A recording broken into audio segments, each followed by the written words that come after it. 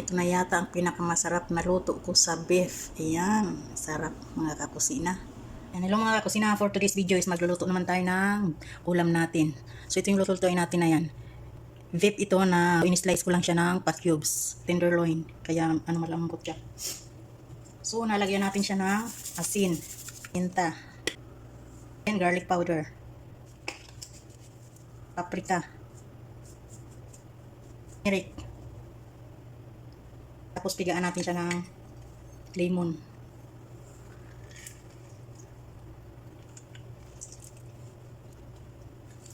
Isang lemon ang ating ipiga.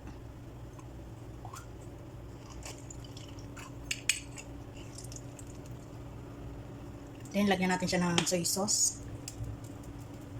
Tapos oyster sauce. So haluin. So malinis naman yung kamay ko. Mix lang natin.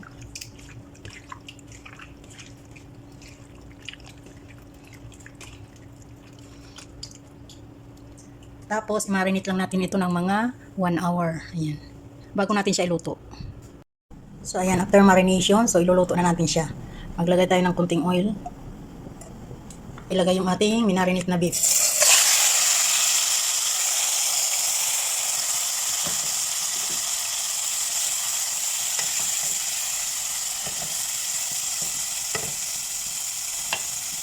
So ayan, takpan lang natin siya.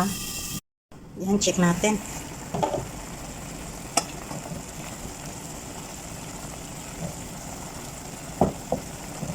So, hintayin lang natin siya mga kakusina na lumambot bago natin idagdag yung iba pang sangkap. Ayan, check natin. Malapit na siyang matuyo.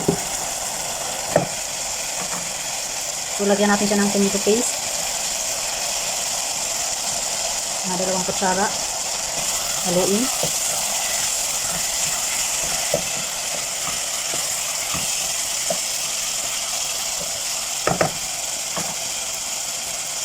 Ilagay ang onion.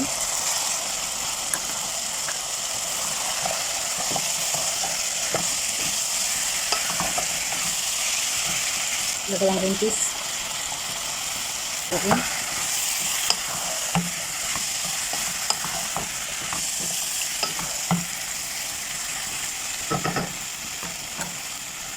Then ilagay itong ating mix na vegetables. Potato, carrot at saka zucchini. Haluin lang.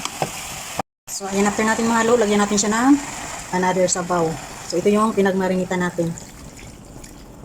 Para nandyan pa yung lasa. Ayan. So, takpan lang natin. Hintayin lang natin na kumulo at maluto yung gulay natin at saka yung ating beef. Check natin. Ayan, sarap. Malapot na siya. So, timplahan natin.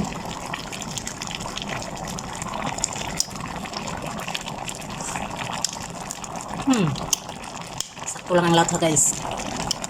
Tama na yung timpla ko. So ayan, hintayin pa natin na maluto yung ating gulay. Actually, luto na yung ating beef. Malambot na siya. Yung potato na lang medyo matigas pa. So ayan, lutuin pa natin ng mga 5 minutes. So ayan, check natin ulit. Ganyan na siya. Diba? Luto na siya mga kakusina. Ayan. Hindi na makita yung green peas nasa ilalim. Ayan, malapot na. Ayan ang gusto nating texture. Ayan. So, ayan. Ready to serve na yan mga kakusina. Ayan lang for today's video. Thank you so much for watching. Kainan na naman.